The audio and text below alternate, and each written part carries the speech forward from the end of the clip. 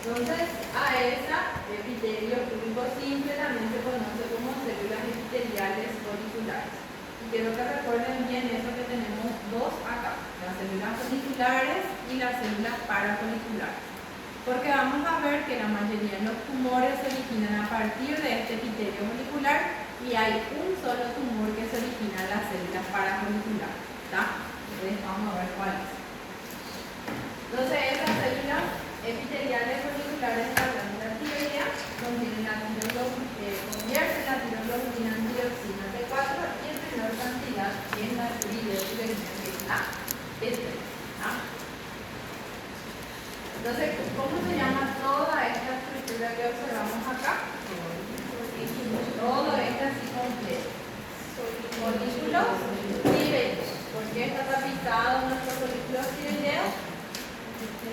Epitelio púbico simple. ¿Cómo también se llama? Célula folicular. Esta estructura rosada que vemos en la luz de nuestro folículo tiroideo, ¿cómo se llama? Color. Entonces acá, folículos tiroideos, células foliculares, y la que está más hacia afuera son las células parafoliculares o células C. Entonces tenemos vasos. Entonces acá nuevamente, epitelio folicular, células púbicas, que también se le llama células foliculares, y ya un poquito más afuera están las células parafoliculares o células C. Entonces nuestro parénquima en sí está conformado por los folículos tiroideos.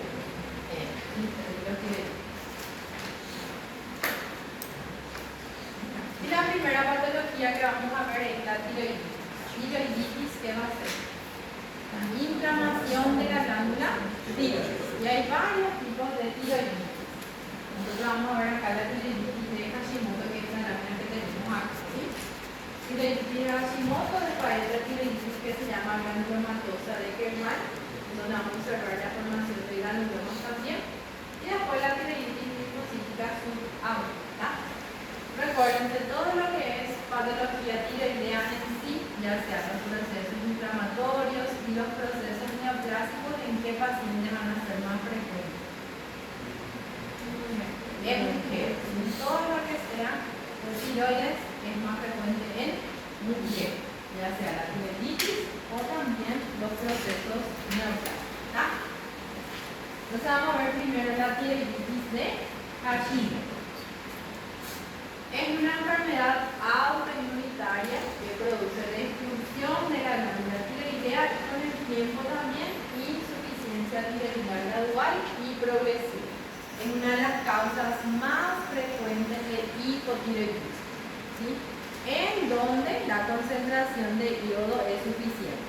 Hoy en día, anteriormente, todo lo que era la parte de patología tiroidea siempre se debía a la deficiencia de yodo, ¿sí? Hoy, como ven, todas las sales ya vienen iodadas, entonces la gran mayoría se debe a un proceso autoinmunitario. Entonces, es etiología autoinmunitaria. Más frecuente en qué paciente va a ser? En mujeres, ¿sí? Entonces, causa más frecuente de hipotiroidismo en zonas con concentración de yodo suficiente. Entonces, que yo voy a sospechar la causa de ese hipotiroidismo es que sea de etiología autoinmunitaria.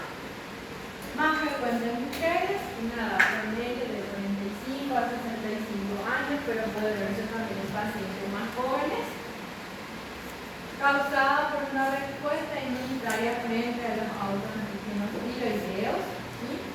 Y esto se ve porque tenemos presencia de autoanticuerpos contra esa tiroglobulina y contra la peroxidasa tiroidea. La inmensa mayoría de los pacientes van a venir estos anticuerpos positivos. Entonces, ¿qué características quiero que se recuerden de la tiroiditis Hashimoto? Primero, ¿en qué paciente es más frecuente? En mujeres. Causa hipo o hipertiroidismo. Hipotiroidismo. Es de etiología autoinmunitaria.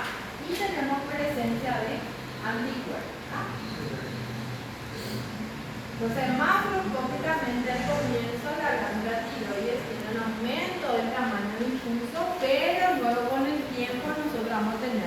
destrucción de esos folículos tiroideos. Entonces con el tiempo, ¿cómo va a quedar nuestra glándula tiroidea? Ya en la etapa final de la tiroides Hashimoto ya queda más atrofia, ¿está? Bueno, tenemos cápsula también acá, vascularidad, y al corte de la superficie más o menos una coloración pálida, de coloración amarillenta y ligeramente nodulada.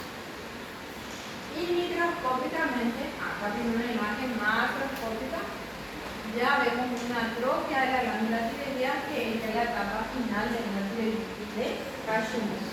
Pero recuérdense que al comienzo la glándula aumenta de tamaño y luego por esa destrucción progresiva de los folículos tiroideos, la glándula se queda atrofia. Y microscópicamente acá lo característico de la tiroiditis de Hashimoto, nosotros vamos a tener destrucción de esos folículos tiroideos. Entonces, ¿cómo van a quedar los folículos tiroideos? Atrofia, ¿sí? Y lo que vamos a observar más son los nódulos linfoides con centros germinales. Eso es lo que nos va a llamar mucho la atención.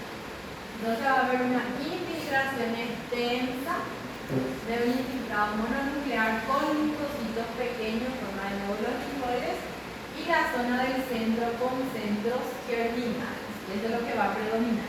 Por eso pusimos la primera imagen de la glándula tiroides normal. Y después vamos a comparar con el patológico. La glándula tiroides normal, nosotros sí teníamos que observar lleno de folículos tiroideos, ¿está? Y otra característica también, cómo están tapizados los folículos tiroideos por un epitelio puro. Ya esos folículos tiroideos atróficos, algunos folículos pueden estar tapizados con una célula más o menos aplanada y su citoplasma va a ser más granular y a eso se le llama células de Purkinje.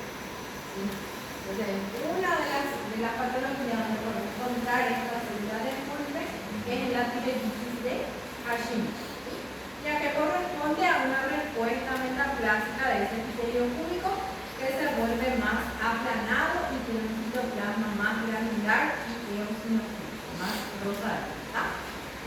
Entonces recuerden, el folículo se queda atrófico, entonces no va a tener más un epitelio púbico, va a ser un epitelio más aplanado. Y a ese cambio de esa célula epitelial se le llama célula de Purkinje. Dicen que va a ser difícil o fácil de encontrar. Difícil. Muy bien. Pero nuestra lámina es facilita. ¿Saben por qué? Porque va a estar formado por que van a hacer todo esto que ven acá ustedes. Son los nódulos linfoides, ¿sí? Y la zona más clara, ¿cómo se llama la zona clarita? Con centro germinal. ¿Sí? Con centro germinal. Entonces nosotros acá teníamos que observar llenos de folículos tiroideos. ¿Por qué son reemplazados los folículos tiroideos? Por los nódulos linfoides con su centro germinal. ¿Y cómo quedan algunos folículos tiroideos? Si comparo este con este, ¿cómo queda? Atrofiados. Entonces vamos a ver folículos tiroideos atrofiados y los nódulos linfoides con su centro germinal.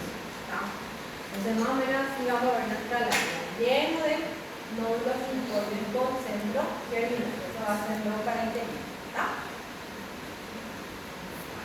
Entonces, ¿qué va a hacer esto? Nódulos linfoides.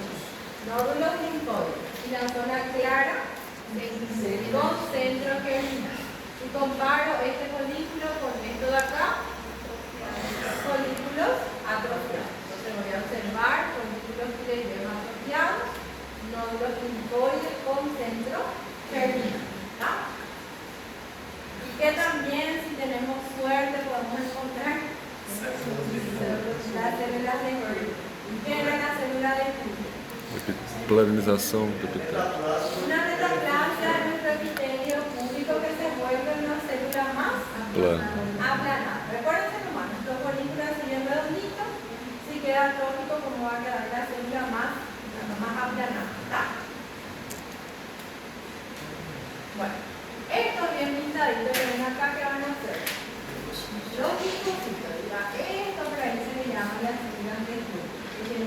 plasma más granular. ¿Está? Pero eso no es nuestra lámina. Y después pasamos a los tumores de la glándula tiroides. Los tumores nosotros le vamos a dividir en dos grupos. Vamos a tener los tumores benignos y vamos a tener los tumores malignos. Dentro de los benignos, ¿cómo le vamos a nombrar a nuestro tumor? Es una glándula. Adenoma. Muy bien. Y los malignos cambian un poquitito su nomenclatura. ¿Está? Sigue teniendo epitelio. Entonces, ¿cómo nombramos? Carcinoma. ¿Está? Vamos a tener un tumor que se llama carcinoma folicular, otro que tenemos que se llama carcinoma papilar, carcinoma anaplásico y carcinoma medular.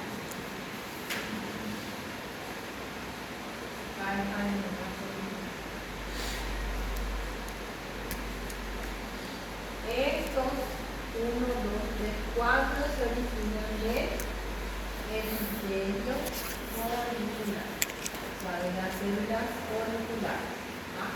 Y el único que se origina de las células parafoliculares es el carcinoma medular.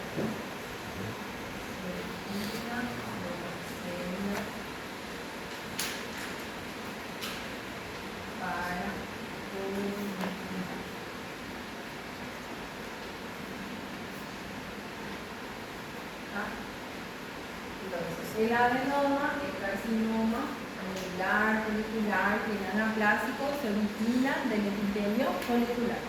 El único que se origina de las células parafoliculares es el carcinoma medular de tiroides. Entonces ese tumor también puede secretar calcitonina. Entonces benignos, adenoma folicular, y de estos, el tumor más frecuente suele ser el carcinoma papilar de la tiroides, en el 5% de los casos. ¿Sí? Después le sigue el folicular de 5 a 15. Después le sigue el anaplásico, que también se le llama diferenciado, menos de 5. Y el carcinoma medular del 5% de los casos. Entonces estos 4 de que se origina del epitelio folicular o de las células foliculares. Y el último, por eso nos puse el último carcinoma medular, se origina de las células parafoliculares. De estos 4, ¿cuál es el más frecuente? El carcinoma papilar. Los tumores de la glándula tiroides son tumores de buen pronóstico. La que se relaciona con un poquito de mal pronóstico es el anaplásico. Pero generalmente se hace la resección quirúrgica y mejora. Entonces son tumores de buen pronóstico en comparación de los otros tumores que fuimos viendo que se relacionan con alta tasa de mortalidad. ¿Qué les parece que va a ser acá el carcinoma papilar? ¿Cómo va a estar el cuerpo? Vamos a ver. Su nombre ahí ya dice todo lo que va a estar formado por papilas. ¿Sí? Ahí tiene su nombre de papila. Y vamos a ver primero el adenoma folicular. Adenoma folicular, tumor benigno. ¿Sí? ¿Y cuál era la característica de los tumores benignos así en general? Bien delimitado, después, ¿qué más? Son bien diferenciados, muy bien, después, ¿qué más? ¿Qué me va a delimitar el tumor de mi zona normal? Va a tener una cápsula, ¿sí? Va a tener una cápsula bien definida, ¿tá? Y recuérdense que no tiene probabilidad de ser metálisis, ¿tá? Entonces, masa benigna y adenoma folicular son masas solitarias bien delimitadas. Y hay que recordarse nomás las características generales de los procesos benignos, entonces ahí ya van a recordarse de las características generales en sí. ¿Sí? Rafael, dice Manuel, ¿tienen o no tienen cápsula estos tumores? Sí. Tienen. ¿Es bien delimitada o no? No. Bien delimitada. Bien definido. ¿De dónde deriva este tumor? Las células foliculares. Del epitelio folicular o las células foliculares. Muy bien. La gran mayoría suelen ser de un tamaño menor, de 3 centímetros, pero pueden encontrarse también tumores de mayor tamaño, más de 10. El color a la macroscopía, algunos suelen ser más o menos una coloración de gris blanquecino, otros de coloración rojizo a marrón. Y generalmente los de mayor tamaño sí suelen tener áreas de hemorragia, áreas de fibrosis y también áreas de calcificación. Y algo que no quiero que se confundan también, porque nosotros acá tenemos una neoplasia maligna que se llama carcinoma folicular. Y los adenomas no son precursores de los carcinomas. Recuerden que no son precursores de los carcinomas. No porque tienen el mismo nombre, sino que va a evolucionar más tarde a un carcinoma. Entonces las características que quiero que se recuerden, ¿en qué paciente van a ser más frecuentes este tumor? Mujeres, ¿tienen o no tienen cápsula? Tienen cápsula bien delimitada, ¿ya? Después, ¿qué más? ¿Son masas múltiples o masas solitarias? Son masas solitarias. La gran mayoría es de tamaño pequeño, pero algunos pueden ser de tamaño más grande, ¿sí? ¿Son precursores del carcinoma, sí o no? No son precursores de los carcinomas.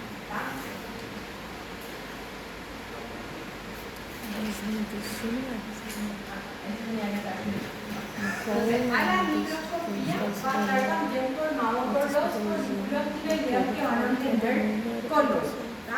Recuerden que son tumores bien diferenciados, va a asemejar mucho a la glándula tiroides normal, pero tiene un patrón. Que esos folículos pueden ser normofoliculares, a que le llamamos normo, tamaño similar a los folículos tiroideos normales. ¿Sí? Cuando utilizamos la palabra microfolicular, ¿cómo va a ser el tamaño de los folículos? Micro, más pequeño de los folículos tiroideos normales. Y macrofolicular, macro, ¿cómo va a ser? Más grande. Entonces los folículos van a ser grandes, ahí ya tienen el epitelio también más aplanado y abundante color. Entonces esto es lo que nosotros vamos a observar: folículos tiroideos de diversos tamaños o de tamaño variable. Normofolicular, ¿cómo va a ser? Igual. Micro, más pequeño, y tiene, al ser más pequeño, va a tener menor cantidad de color. Y macrofolicular, mayor, al ser más grande, ¿cómo se vuelve ya nuestro epitelio de nuestro folículo? Más plano y va a tener mayor cantidad de color. Entonces esto va a ser nuestra descripción de la glándula. Entonces se observan folículos tiroideos normofolicular, microfolicular y macrofolicular. Y vamos a delimitar bien la cápsula también.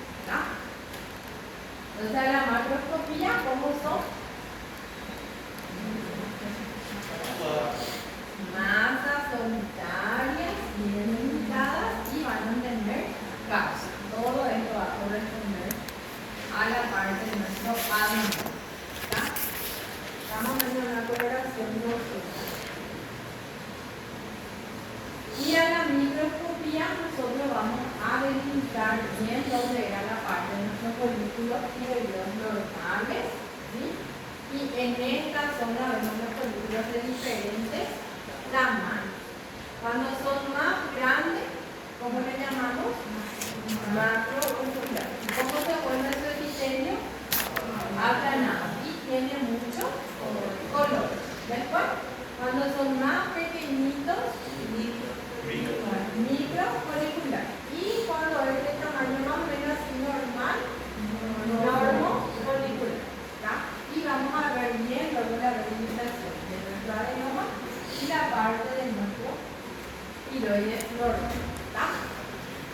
¿Y qué es lo que va a separar acá? Va a ser una cápsula. Acá.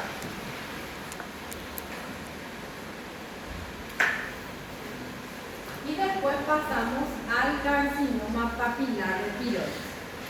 Carcinoma papilar, que va a ser una neoplasia maligna. ¿En qué paciente va a ser más frecuente?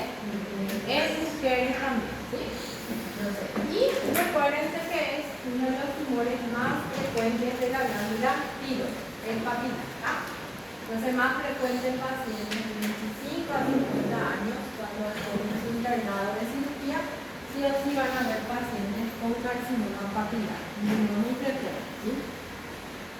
Y hay un antecedente de exposición previa a radiación en la infancia, principalmente del cuello. Predominan mujeres de 4 a 1, por más de que sean tumor maligno, es de crecimiento lento y tiene baja malignidad. O sea, la sobrevida a largo tiempo es elevada. Tratan oncológico. Entonces, supervivencia a los 10 años es superior al 95%. O sea, son tumores de buen pronóstico en comparación de los demás tumores que estuvimos viendo. Estos tumores pueden presentarse como masas solitarias o pueden presentarse también como masas múltiples. Y pueden o no tener también cápsulas. ¿Sí? Pueden ser encapsuladas o no. El adenoma folicular siempre tiene cápsulas. Y eso nos diferencia. Entonces, las características que quiero que se recuerden del carcinoma papilar. ¿Qué pacientes son más frecuentes? Mujeres. Hay un antecedente de exposición a radiación, ¿sí? Después, ¿qué más? Pueden ser masas solitarias o pueden ser masas múltiples y pueden tener cápsulas o no. Y son tumores de buen pronóstico. Y otra característica importante que les diferencia del carcinoma folicular, el carcinoma papilar de tiroides, por donde quiere viajar más, es por la vía linfática. A diferencia del carcinoma folicular, es por la vía sanguínea, vía hematógena. Pues siempre es tema de sangre. Entonces, el carcinoma papilar es por vía linfática. El carcinoma folicular es por vía hematógena. Entonces, papilar hay muchas cosas que se van a recordar. Entonces, primero la microscopía que van a formar papilas. Y algo nosotros usamos antes de hemoterapia para no confundirnos de la papilina. Papilar es la que se diseminaba por vía linfática. Eso es para recordarse de más la vida. Entonces, acá vemos una imagen macroscópica de dos lesiones, una lesión más grande y otra lesión más pequeña, en donde acá ya vemos que van formando las papilas. Carcinoma papilar de tiroides. Y acá, a la microscopía, hay algo característico, a diferencia de las atipias que vimos en los demás tumores. Microscópicamente va a estar formada por papilas ramificadas que va a tener daño fibrovascular. ¿Sí? Acuérdense de su nombre papilar. O sea, va a estar formado por papilas, como un árbol. Y va a tener un tallo fibrovascular.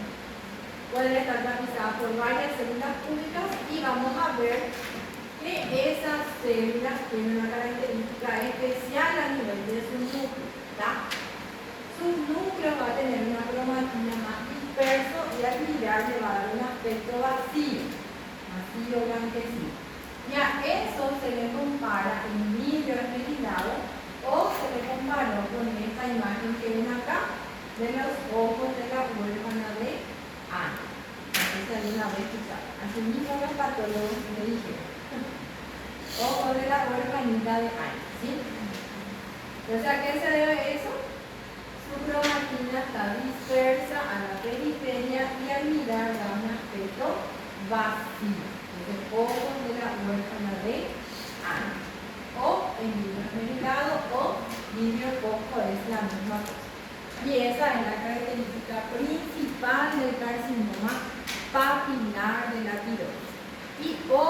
característica principal. Si yo hago una punción con aspiración con la boca fina de la masa a nivel de la tiroides y encuentro cuerpos de samoma, que son calcificaciones concéntricas, es patognomónico del carcinoma papilar. Entonces, ¿cómo no se van a confundir? Empieza con P y samoma, si quieren recordar. Entonces, los cuerpos de samoma, en cuál de todos estos tumores voy a encontrar y es patognomónico del carcinoma papilar de la tiroides, la calcificación concéntrica. Entonces, esas son las características generales que nosotros vamos a observar a la microscopía. Entonces va a estar formado por papilas, esa papila que va a tener un tallo como un árbol, un tallo fibrovascular, y va a tener sus ramificaciones. En sus ramificaciones, ¿qué es lo característico que voy a encontrar del núcleo de la célula? Ojo de la huérfana de Annie, hormiguero esmerilado, hormiguero coco, y que puedo encontrar también entre sus ramificaciones los cuerpos de samoma. Los cuerpos de samoma. Acá también como les dice. La cromatina de las células del carcinoma papilar es fina y irregularmente dispersa, que van a la célula periférica, dando al núcleo un aspecto claro y relativamente homogéneo. O sea, eso se le denomina enfilococo, esmerilado o ojos de la huérfana de Annie. Así los patólogos cuando vieron este, ahí se recordaron cómo le parece al ojo de la huérfanita de Annie y me bautizaron así. Así mismo dicen mi libro, solo que nosotros inventamos. Ojos de la huérfana de Annie. En el examen es chistoso porque suelen poner ojos de la huérfanita de Annie.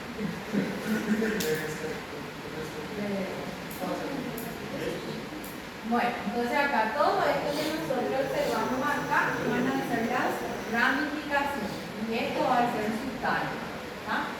Entonces recuérdense como un árbol, su tallo y va a tener sus ramificaciones. Vamos a aumentar un poco más nuestra imagen. Entonces más o menos así es. Una vez bien así, blanco y alrededor de su cromatina va a estar bien delimitado. Y por eso se le comparó el foco, vidrio esmerilado o ojos de la huérfanita de Annie. Acá teníamos un latín. Los dos no me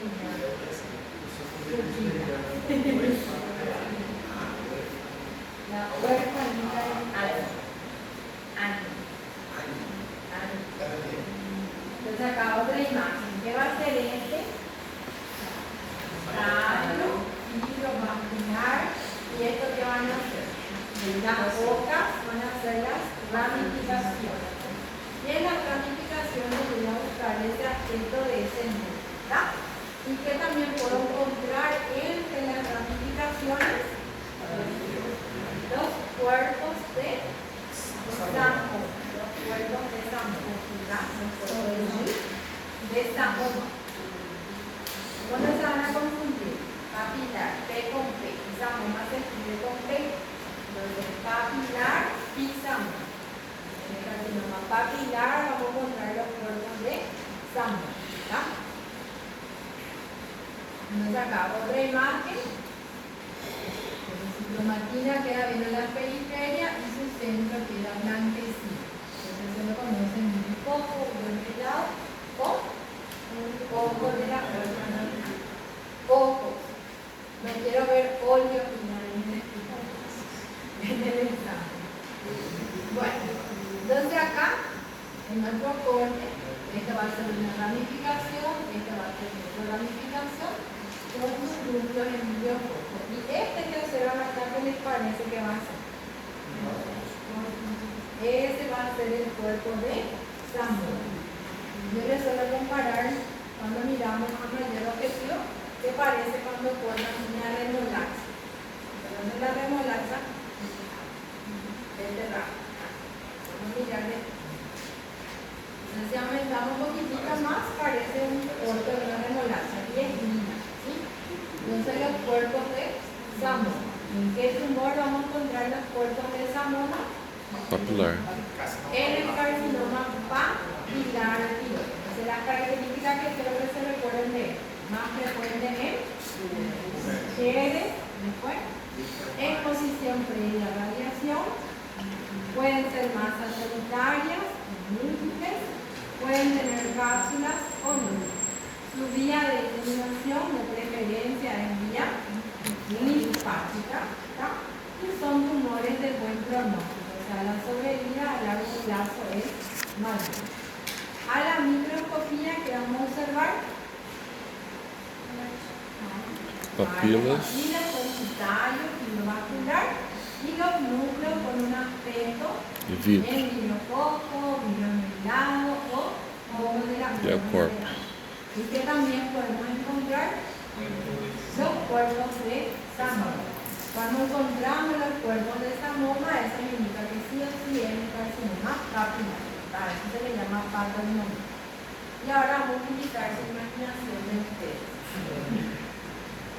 Acá también otra ramificación. Vamos a utilizar su imaginación. ¿Con qué también algunos que comparaban este acceso de algunos primitivos? ¿A qué le parece?